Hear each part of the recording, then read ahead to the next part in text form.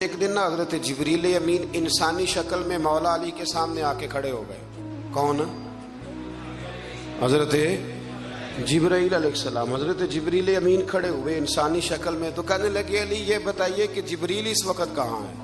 इंसानी शक्ल में। मौला अली से पूछते हैं। हजरत मौला अली शेर खुदा रज़ी अल्लाह तआला अन्हु से जब पूछा ना कि जिब्रील अमीन कहाँ है इस वक्त, तो हजरत अली ने पहले ऊपर देखा, फिर नीचे देखा, फिर दाएं देखा, फिर बाएं देखा, फिर आगे देखा, फिर पीछे देखा। फरमाने लगे जनाब ना तो इस वक्त हजरत जिब्रील मशरिक में है, ना मगरिब में है, ना शुमाल में है, ना जुनूब में है, ना 7 जमीनों में है, ना आसमानों में है। फरमाने लगे भाई जमीनों आसमानों मशारिक मगारिब में तो कोई नहीं, तो यहाँ आप जिब्रील है या मैं जिब्रील हूँ?